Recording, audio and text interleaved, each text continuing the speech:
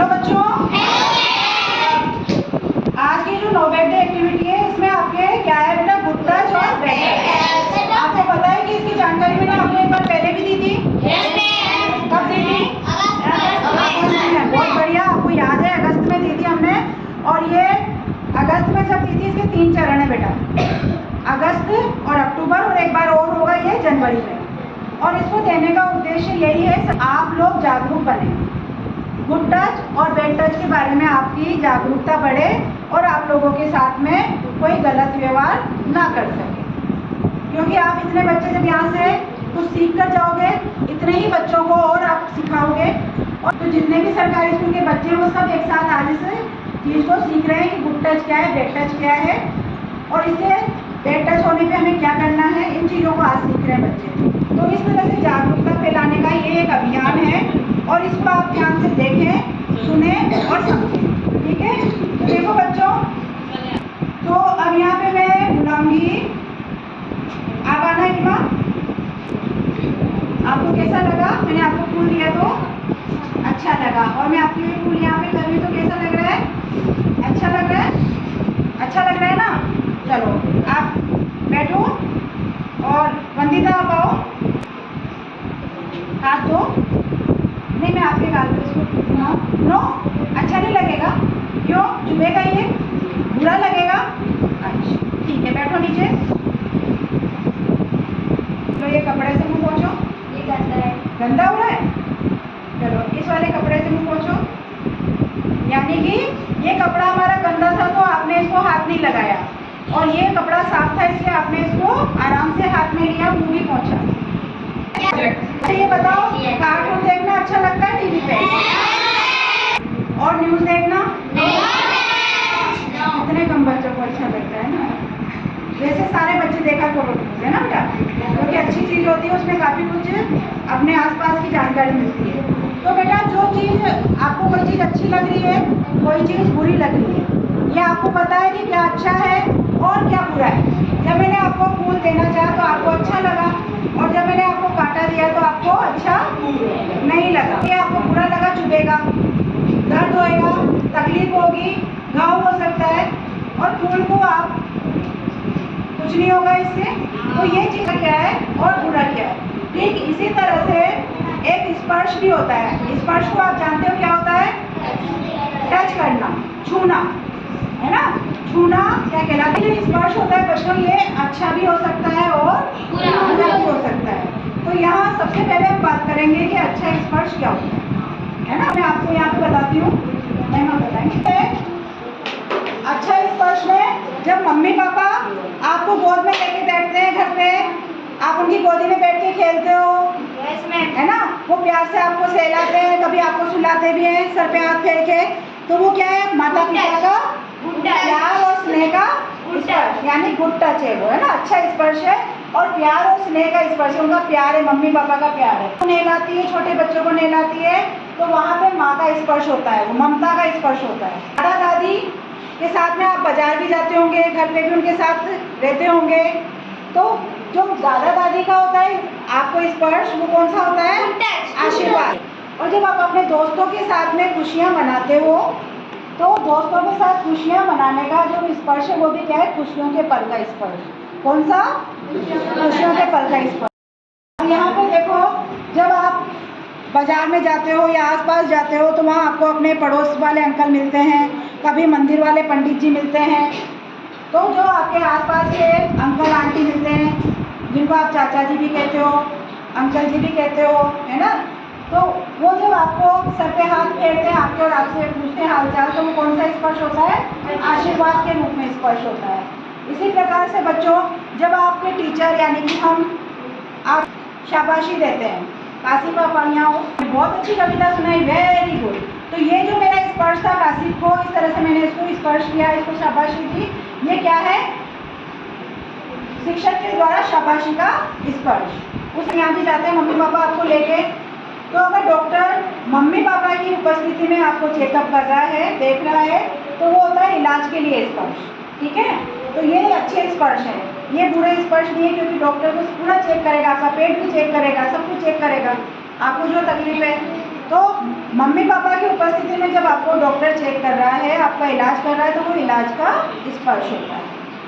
स्पर्श देखे, अच्छे स्पर्श, ये सब क्या है हमारे गुड टच, अच्छा स्पर्श, जिसमें पहला मम्मी पापा का स्पर्श, प्यार और स्नेह का, उसके बाद जब मम्मी नहलाती है तो ये ममता का स्पर्श, और ये जो दोस्तों के साथ में ये खुशियों के पल का स्पर्श, और ये जो अंकल जो पंडित जी आपको आशीर्वाद दे रही है, क्या आशीर्वाद का स्पर्श, जो हमारे परिचित होते हैं आसपास के लोग उनका।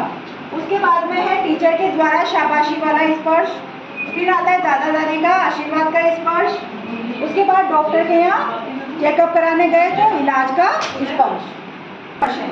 गुड टच, जिसको आप कह सकते हो गुड टच। जब भी आपसे पूछा जाए गुड टच क्या है, मम्मी पापा का प्यार और स्नेह का स्पर्श है, टीचर का शाबाशी का स्पर्श, दादा दादी का, ये सारे स्पर्श क्या है हमारे गुड टच और अच्छे स्पर्श। वही चीज़ें हम फ्लैगशिप पर है जो आपकी यहीं पे क्लासरूम में लगी होती है, आप कभी भी देख सकते हो, समझ सकते हो कि ये वाला सारे कौन से स्पर्श है, ये अच्छे स्पर्श जो मैंने आपको भी ऊपर समझा है। माता पिता का प्यार और स्नेह का स्पर्श, फिर माँ जो नहलाती है बच्चों को वो स्नेह का स्पर्श, दोस्तों और परिवार के सदस्यों के द्वारा खुशियों के पल बिताने का स्पर्श, समाज के जो सदस्य हैं उनके द्वारा जो किया गया स्पर्श है, जब आपके सिर पे किया जाता है तो आशीर्वाद का स्पर्श, और जब शिक्षक आपको शाबाशी देता है तो शिक्षक के द्वारा शाबाशी का स्पर्श, दादा दादी के द्वारा आशीर्वाद का स्पर्श, और डॉक्टर के द्वारा इलाज का स्पर्श, लेकिन मम्मी पापा की उपस्थिति में। हाँ, तो बच्चों अभी जो हमने अच्छा स्पर्श को देखा वो हमने यहाँ पे देखा चित्र में। अब इसी चित्र के जो स्पर्श है उसको मैं आपके सामने रोल प्ले के माध्यम से प्रस्तुत कर रही हूँ, जो आपको ज़्यादा अच्छे से समझ में आएगा। ठीक है, तो बच्चों आप में से अलीना, शिवानी, पीहू, आप आ जाओ। हाँ बेटा, पता है आज जो आपने क्लास टेस्ट दिया था उसमें आप फर्स्ट आए, है ना? इसी तरह से अच्छे नंबर लेके आने हैं और हमेशा आगे याद रखना है। ठीक है, वेरी गुड, बहुत बढ़िया।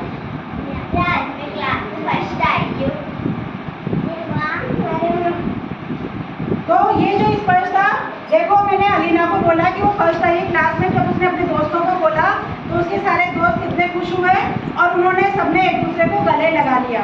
तो ये जो गले लगाने का स्पर्श था ये बुरा नहीं था, ये क्या था, अच्छा स्पर्श था, जो हमारे यहाँ पे दोस्तों के साथ खुशियों के पल बिताने वाला स्पर्श। माँ की ममता का स्पर्श भी देख लेते हैं रोल प्ले के माध्यम से, है ना? तो आप में से कौन करेगा? इल्मा और सिया, आप दोनों आ जाओ। सिया करो, दूसरा रोल प्ले तैयार, मम्मी और बेटी का है ना, ममता का स्पर्श। चलो शुरू करो।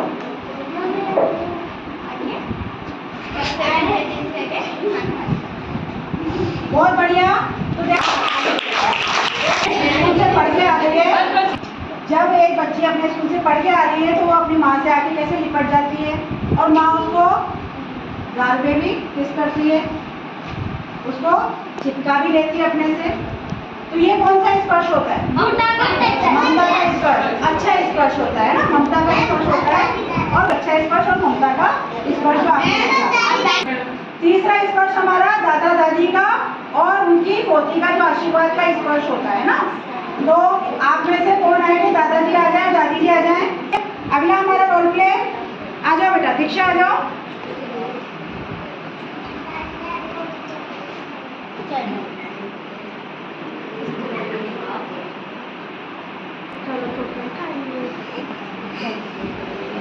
देखो कितना अच्छा लगा ना सीन बच्चों कि दादा दादी का अपने पोते के साथ में कैसा स्पर्श था।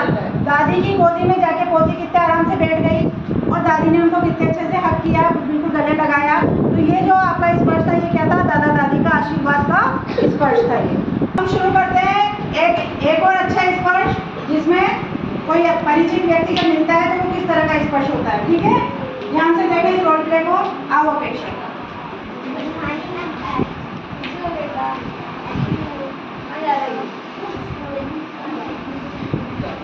लोगों ने देखा कि जब कोई परिचित व्यक्ति मिले, आपको पूछा बेटा कैसे हो, कहाँ हो, कहाँ जा रहे हो, बहुत बढ़िया बच्चे, फिर वो अपने रास्ते चले गए, आप अपने रास्ते चले गए। तो ये जो स्पर्श हुआ ये कैसा था हमारा? ये भी गुड टच था, एक आशीर्वाद का स्पर्श था। ठीक है, तो अब हम देखेंगे बेटा कि गुड टच हमने जान लिया, अच्छा स्पर्श हमने देख लिया। अब हम जानेंगे कि बुरा स्पर्श क्या होता है। अच्छे पहले हमारे अंदर, शरीर के अंदर 5 शक्तियाँ होती है ना। 5 शक्तियाँ यानी 5 इंद्रियाँ। पांच इंद्रियों के बारे में 6, 7, 8 क्लास बहुत अच्छे से जानती होगी। ज्ञानेंद्रियाँ है ना, देखना, सुनना, सूंघना, छूना, तो ये चीज़ें होती है।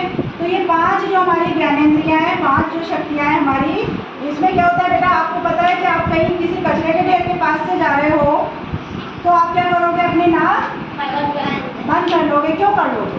क्योंकि वहाँ से आपको क्या आ रही है, बदबू आ रही है। लेकिन अगर आप मान लीजिए कहीं किसी फूलों की दुकान के पास से गुजर रहे हो तो आप और अच्छे से उसकी खुशबू को ग्रहण करोगे, है ना। क्यों करोगे? क्योंकि वो खुशबू अच्छी होगी। इस वजह से हमारा कि गंदा और अच्छी सुगंध ये किससे हुई, हमें नाक से। और पता चला कि क्या अच्छा है और क्या बुरा है ना। इसी तरह से देखकर भी हमें पता चलता है कि क्या अच्छा है और क्या बुरा है। अब मैं यहाँ उसका एक उदाहरण देती हूँ आपके सामने। ये वाला जो चित्र है अच्छा लग रहा है? सबको बढ़िया लग रहा है? भैया आप दिखा दो इनका एक बार चेहरा भी दिखा दो कि इनको देखे कैसा लग रहा है, एक बार दिखा दो। इधर की तरफ ही करो, है ना। अब मैं दूसरा चित्र दिखाती हूँ। उधर करो। कैसा लग रहा है? बता दूँ? चलो बता देते हैं। हमने देखा कि जब आपको इतना सुंदर पीपल का पेड़ देखने को मिला तो आप ऐसे करके बोलते वाह कितना सुंदर है ना, और उसको देख रहे थे। लेकिन जब आपको मैंने वो गुटके वाला चित्र दिखाया जो अधिकतर टीवी पे भी विज्ञापन में आ जाता है, जब खाना खा रहे होते हैं तो आप उसका टीवी का बटन बंद कर देते हो या फिर उसका चैनल चेंज कर देते हो। और यहाँ पे भी आपने क्या किया, अपनी आंखें बंद कर ली। यानी कि आपको जो अच्छा था उसको आपने देखा और जो आपको अच्छा नहीं लगा, जो गंदा था, उसको आपने अपनी आंखें बंद कर ली, वो नहीं देखा। तो ये था बेटा, ये देखने में भी अच्छा और देखने में बुरा।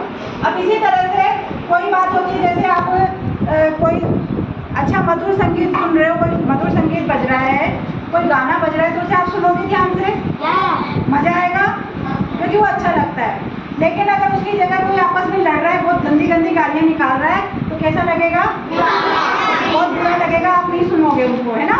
तो ये होता है कि अच्छी चीज़ क्या सुननी चाहिए और बुरी चीज़ हमें क्या सुननी चाहिए, नहीं सुननी चाहिए। तो ये सुनना हो गया, देखना हो गया आपका, और सूंघना। सूंघना भी आपको पता है कि गंदी सुगंध क्या है, अच्छी सुगंध क्या है।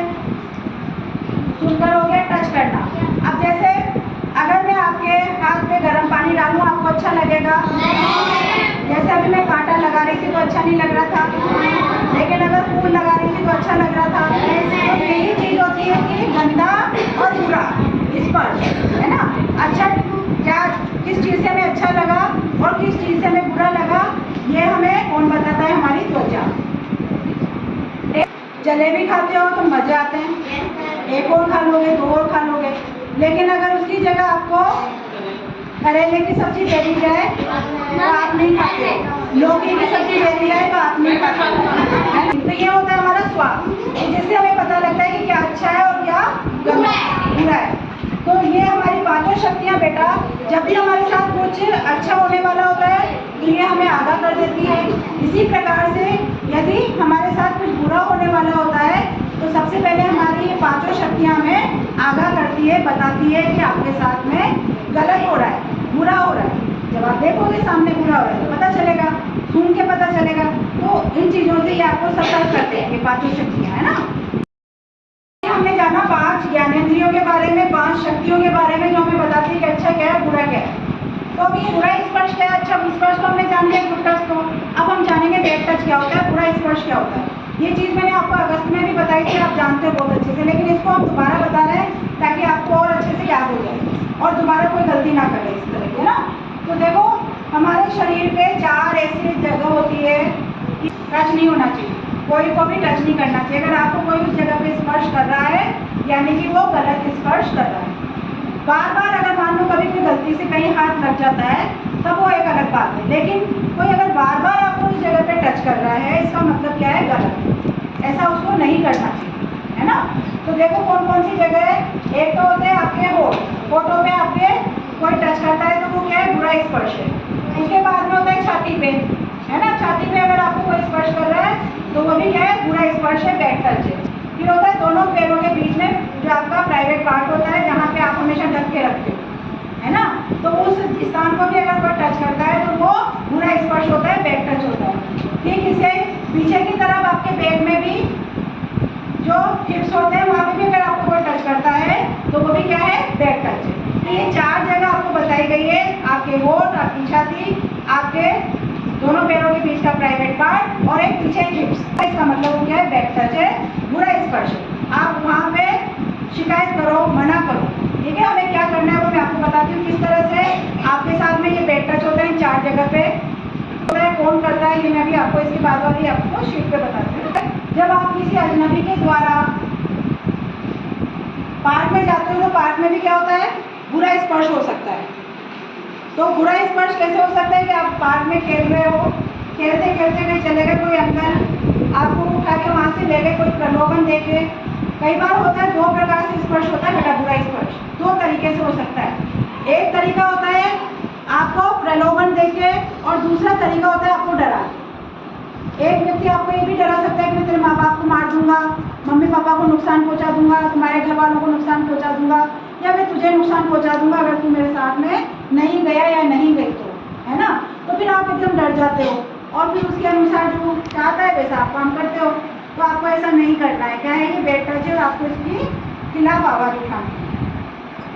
ठीक इसी प्रकार से होता है एक, ये तो क्या डरा, मैं तेरे को चॉकलेट दूंगा, मैं तेरे को इतने पैसे दूंगा, तो आप प्रलोभन में आ जाते हैं, वाह इससे मैं इतने खिलौने ले आऊँगा, मैं इतनी चॉकलेट ले आऊँगा। तो इन चीज़ों में आपको नहीं फंसना, क्योंकि आपके मम्मी पापा आपके लिए काफ़ी अच्छे से सब चीज़ें ला के देते हैं, जैसी उनकी हैसियत है उस हैसियत के अनुसार वो आपको देते हैं। और हमारी गलत आदत होती है कि हम वो चाहिए वो चाहिए, इस आदत को बदलो बेटा। कई बार ये आदत आपको कुछ बुरी जगह पे ले जा सकती है, आपके साथ कुछ गलत करवा सकती है। तो हमें उतने में खुश रहना है जो हमारे मम्मी पापा हमारे लिए करते हैं, ठीक है। हमें जाने से जाओ तो वहाँ पे भी आपके साथ में बुरा स्पर्श हो सकता है। कैसे हो सकता है मैं आपको एक रोल प्ले के माध्यम से बताती हूँ, ठीक है। मैं तुम्हें बता रही हूँ पार्क का एक सीन, जिसमें मैं अपने बच्चे के साथ में आई हूँ और इसको मैं इसके दोस्त के साथ खेलने के लिए खेलूँ ना, ठीक है। बेटा आप काशिफ के साथ खेलो, मैं अभी आती हूँ, खेलो बेटा।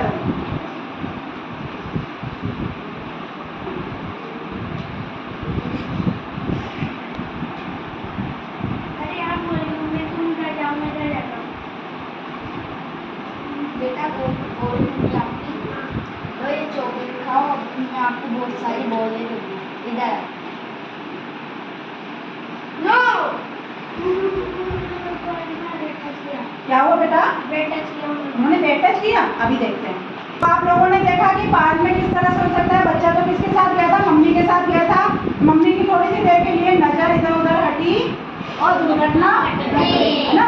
तो यही होता है हमारे साथ कि कई बार बच्चे जाते तो मम्मी पापा के साथ है, लेकिन उनके साथ में भी दुर्घटनाएं घट जाती हैं। तो जैसे वो बॉल गिर गई, बेचारा गया और अंकल ने उसको कहा कि मैं आपको और बोल दूंगा, तो प्रलोभन दिया, है ना। कार में होता है। उसके बाद क्या होता है बेटा, अनजान ट्रांसपोर्ट, गार्डन, टॉयलेट का उपयोग सावधानी से करें ताकि आप किसी बुरे स्पर्श का शिकार ना बन सकें। कई बार आप अपने मम्मी पापा के साथ में कार में सफर कर रहे हो, बहुत दूरी पे जा रहे हो, जयपुर जा रहे हो, उदयपुर जा रहे हो या दिल्ली जा रहे हो, कार से जा रहे हो या फिर बस से जा रहे हो। तो बस भी आपको कहीं किसी ढाबे पे खड़ी हो जाती है, या आप कहीं किसी ढाबे पे हो जाते हो, होटल पे चल जाते हो। तो वहाँ पे क्या होता है, टॉयलेट थोड़ा कहीं किसी जगह तो नहीं बना होता है, लेकिन किसी किसी जगह क्या है, दूर बना होता है। तो वहाँ पे क्या है, उस टॉयलेट को उपयोग में नहीं लेना। कब तक नहीं लेना, जब तक आपके मम्मी पापा आपके साथ में ना जाएं। मम्मी पापा साथ में जाएं, पहले वो देख लें कि वो टॉयलेट आपके लिए सुरक्षित है, तभी आप उनके साथ में जाओ और वहाँ पर उसका उपयोग करो। अकेले बिल्कुल भी अनजान जगह पे नहीं जाना। किसी सुनसान जगह पे भी आपको नहीं जाना चाहिए, बचना चाहिए। जहाँ सब लोग हो उसी जगह जाओ, अनजान जगह पे, सुनसान जगह पे बिल्कुल नहीं जाना, क्योंकि वहाँ पे भी आपके साथ में क्या हो सकता है, बुरा स्पर्श हो सकता है। फिर काम हो, अंधेरे में बिना काम फालतू जाने से बचें। कई बार होता क्या है कि आप दोस्तों में ही एक शर्त लग जाती है कि देखें तू जाके दिखा वहाँ पे, मैं तेरे को 5 रुपये दूंगा, चल अपन शर्त लगाते हैं कि तू जा सकता है कि नहीं, मैं भी जा सकता हूँ। तो ऐसी शर्त भी ना लगाए और कभी जानने की जिज्ञासा भी ना रखें कि अरे उस जगह पे क्या होगा, एक बार जाके तो देखूँ, है ना। तो ऐसे किसी भी सुनसान अंधेरे वाली जगह पे नहीं जाना बेटा, क्योंकि ऐसी जगह पे ही आपके साथ में अपराध हो सकता है, बुरा स्पर्श हो सकता है। उसके बाद आता है, अगर कोई आपके सामने अपने कपड़े कपड़े उतारे या प्राइवेट पार्ट्स दिखाए या आपको भी ऐसा करने को कहे तो सावधान हो जाए। देखो आप वो छोटे हो सकते हैं, अभी आपके साथ ऐसा कभी हुआ नहीं हो, लेकिन आपको हम आगे के लिए सजग कर रहे हैं इस चीज़ के लिए। तो आप लोग थोड़ा सा इस चीज़ के लिए सजग हो जाएं कि कभी भी किसी के भी साथ हो सकता है। ऐसा नहीं कि लड़कियों के साथ ही हो सकता है, लड़कों के साथ भी हो सकता है ना।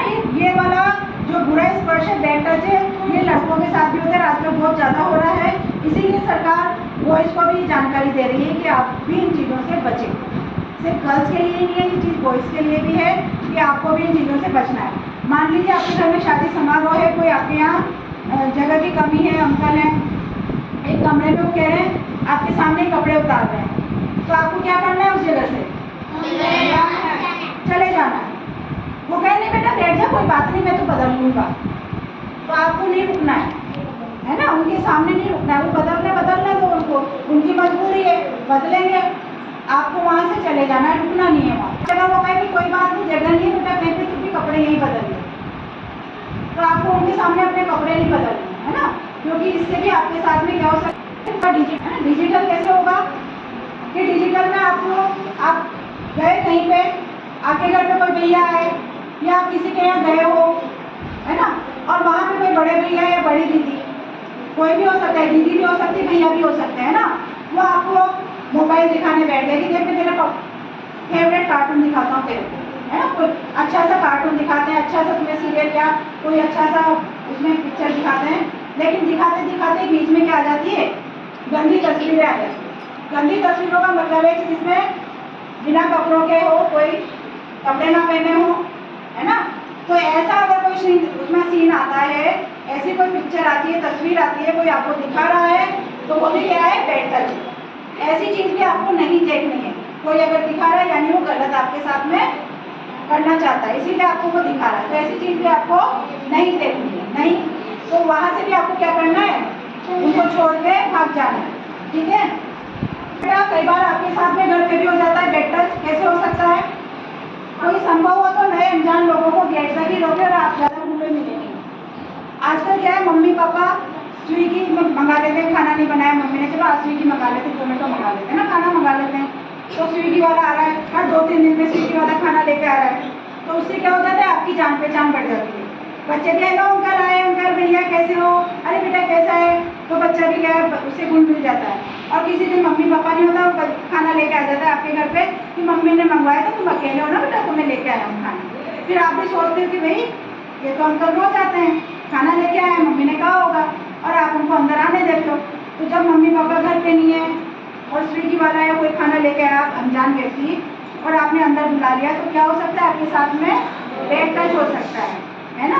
या फिर आजकल होता है कि ऑनलाइन शॉपिंग होती है, फ्लिपकार्ट, अमेजोन, जहाँ से भी ये कपड़े वगैरह मंगाते हैं, तो उन वस्तुओं में कोई भी वस्तु मंगाई, मम्मी पापा मंगा रहे हैं, आए दिन आ रहे हैं, उनसे भी जान पहचान हो गई है, तो वो उनकी अनुपस्थिति में भी आपके घर के अंदर कि बेटा पानी पिला दे, आप सोचोगे यार पानी पिलाना तो अच्छा काम है, बुरा नहीं है ना, पानी तो पिलाना चाहिए, क्या वो अंकल बैठो पानी पिला देता हूँ।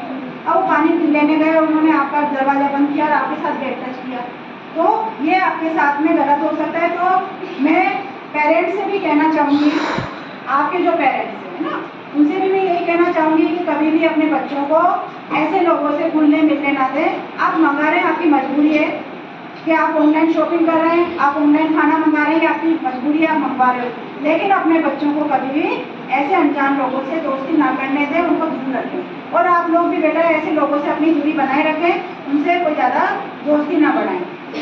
उसके बाद में आता है इससे जाके डिटेल और सुरक्षा के उपाय तथा अकेले होने की जानकारी ना दें।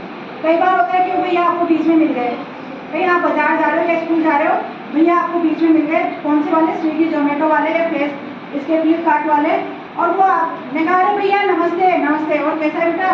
बढ़िया हूँ।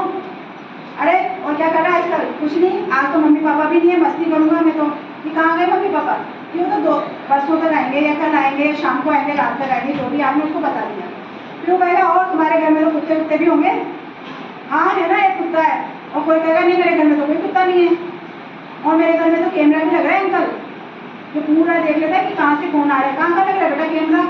एक उस जगह लग रहा है, एक उस जगह लग रहा है। आपने क्या किया? उसको अपने घर की सुरक्षा की पूरी जानकारी दे दी, अब वो क्या करेगा, पूरी तैयारी के साथ आपके घर में आएगा।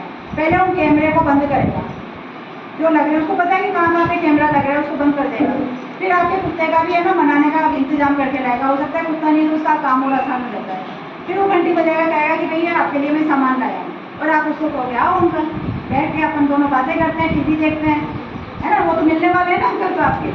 तो ऐसा काम नहीं करना है ना, किसी अनजान व्यक्ति को अपने घर की डिटेल नहीं देनी, अपने घर के बारे में नहीं बताना है कि आप कितने भाई बहन हो, घर में कौन कौन है, आपके घर में सुरक्षा के क्या उपाय हैं, ये चीज़ें आपको किसी को भी नहीं बतानी है।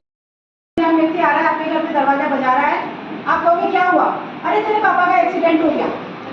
आप घबरा गए, पापा का एक्सीडेंट हो गया, कहाँ हुआ है, यही हुआ है थोड़ी सी दूरी पे। और आप उसको क्या करोगे, चल मेरे साथ में लेके चलता हूँ, मेरे पास स्कूटर भी है, और आप उसके साथ में स्कूटर पे चल के चल जाओगे। लेकिन वो क्या है, पापा का एक्सीडेंट तो हुआ ही नहीं है, अब वो आपको क्या है गलत जगह ले जाएगा और आपके साथ में क्या कर सकता है, अटैक कर सकता है। तो कभी भी किसी अनजान व्यक्ति के लिए दरवाजा नहीं खोलना है, क्योंकि कोई अनजान व्यक्ति आपसे सच बोल रहा है, आपको क्या पता है ना, ऐसा काम नहीं करना। कि मान लीजिए आपके घर पे कोई आया, घंटी बजाई कि सामान मंगाया था मम्मी ने, तो आप क्या करोगे, आप क्या करोगे, कहोगे अंकल आप रुकिए, पहले मैं मम्मी से पूछ लेता हूँ या पूछ लेती हूँ। आप मम्मी या पापा को फोन मिलाओगे और उनसे कहोगे कि अंकल आए, कि सामान लेके आए, क्या मुझे लेना है। फिर मम्मी पापा उसको फ़ोन करके बोल देंगे अगर लेना है तो कि भैया आप बताओ, अभी बाद में थोड़ी देर बाद आना या कल आ जाना। तो आप पहले अपने मम्मी पापा को फ़ोन करके पूछें कि वाकई में उन्होंने सामान मंगवाया है या नहीं मंगवाया। फिर जैसा मम्मी पापा कहें वैसा आपको कार्य करना है, तो आप इस तरह की समस्याओं से मुक्ति पा सकते हो। अब देखो बच्चों, जो गुड टच है वो आपको कैसा महसूस कराता है, अच्छा है ना। जब आपको कोई प्यार से स्पर्श करता है तो आपको कितना अच्छा लगता है, खुश हो जाते हो ना। और जब आपको कोई बैड टच करता है तो आपको कितना गंदा लगता है ना। क्या है, जिन बच्चों के साथ होता है ना बेटा, उनकी वही जानते हैं, है ना। जब किसी बच्चे के साथ में बैड टच होता है तो वो पहले क्या हो जाता है, उसको बुरा लगता है, गंदा लगता है, उसको यूँ लगता है कि हुआ क्या मेरे साथ, उसको पता ही नहीं कि क्या होता था ये। लेकिन उसके साथ जब होता है तो वो हैरान होता है, उसको क्या लगता है, बुरा लगता है। उसके बाद में थोड़े दिनों के बाद में वो कैसा हो जाता है, अकेलापन फील होता है, किसी को भी नहीं बताता है और शर्मिंदा होता है और उदास रहने लगता है। दिन बीतते जाते हैं, उदास रहने लगता है, शर्मिंदा कि मेरे साथ ऐसा हो गया, मैं क्या करूँ, है ना। फिर उसके बाद में कुछ दिन और बीतते हैं, फिर उसका वो बेचारे शर्मिंदापन अकेलापन दूर हो गया, वो क्या हो जाता है, गुस्सा आ जाता है, उसको चिड़चिड़ापन आ जाता है उसके स्वभाव के अंदर, हर किसी से गुस्सा करने लगता है, चिड़चिड़ाने लगता है। तो ये उसके व्यवहार में परिवर्तन आता है। जबकि जिसके साथ में अच्छा स्पर्श होता है वो खुश रहता है और अच्छे से सबके साथ में अच्छा बिहेव करता है, व्यवहार करता है। तो आपको क्या करना है, ऐसा रहना है ना, सब बच्चों को ऐसा रहना है, बिल्कुल ऐसा ही रहना है, सब बच्चों को ऐसा रखना भी है ना, कोशिश करें। और ऐसा किसी को रहना है क्या, नहीं रहना ना। तो ऐसा नहीं होना चाहिए, इसके लिए हमें जो मैंने आपको सिखाया है वैसी चीज़ों का ध्यान रखें आप। तो बच्चों हमने जाना बुरा स्पर्श और अच्छा स्पर्श क्या होता है। लेकिन जब आपके साथ में बुरा स्पर्श हो रहा हो उस वक्त आपको क्या करना है, ये मैं आपको एक रोल प्ले के माध्यम से बताती हूँ। आप ध्यान से देखें और समझें कि क्या करना है आपको, ठीक है ना। तो ये एक अंकल है, आप जाइए अंकल पर, और ये मेरी बच्ची है ना। तो मैं इसको एक गार्डन में लेके आई हूँ, पार्क में। पार्क में देखो फूल पत्ते भी लगे हुए हैं, पौधे लगे हुए हैं, है ना। चलो बेटा अब आप यहाँ खेलो, मैं भी आती हूँ थोड़ी देर में, ओके। बेटा ये तो चॉकलेट, मैं आपको बहुत सारी चॉकलेट दूंगा और भी दूंगा, आओ इधर। क्या हुआ बेटा, उन्होंने बैठ टच किया, उन्होंने बैड टच किया, अभी देखते हैं उनको। तो बैड टच हो रहा था तो किस तरह से क्या हुआ, उसने व्यक्ति ने क्या कहा, नो। आपको भी यही करना है। अगर आपके साथ में कहीं कोई बुरा स्पर्श हो रहा हो तो उस स्थिति में आपको करना है नो। एक बार जोर से चिल्ला के बोलो नो। उस जगह से आपको भाग जाना है, वहाँ से आपको क्या करना है, भाग जाना है। और भाग के कहाँ जाना है, अपने मम्मी पापा के पास या अपने टीचर के पास या अपने किसी विश्वसनीय व्यक्ति के पास में जाना है और उनको पूरी घटना के बारे में बताना है कि किस व्यक्ति ने आपके साथ में क्या करने की कोशिश करी। तो वो फिर उसको सजा देंगे। इसमें आपको कुछ नहीं छुपाना है। जो भी अगर आपके साथ गलत होता है तो आपको अपने मम्मी पापा को या अपने टीचर को या फिर जो भी आपके विश्वसनीय व्यक्ति हैं उनको जरूर बताना है इस चीज़ के बारे में। तो हमारा ये जो 3 शब्दों का है इसको याद रखो, क्या है? नो, नो,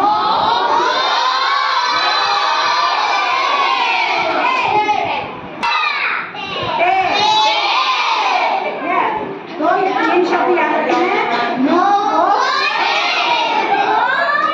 वो भी कर लिया, वो भी कर लिया, टेल भी कर लिया, आपने सारी क्रियाएं भी कर ली, आपको पूरा स्पर्श भी पता चल गया और आप वहाँ से दौड़ के भी आ गए और अपने अपने विश्वसनीय व्यक्ति को बता भी दिया कि मेरे साथ में ये हुआ है।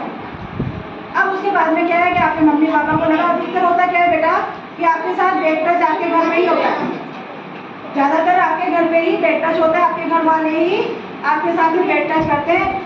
80-90% बेड टच अधिकतर परिचित व्यक्ति ही करते हैं, जो आपके मिलने वाले होते हैं, आपके पड़ोसी होते हैं, या आपके घर में आपके कोई चाचा मामा के भाई बच्चे होते हैं, कोई भी हो सकता है, कोई काका बाबा मामा भी हो सकते हैं, कोई भी हो सकता है।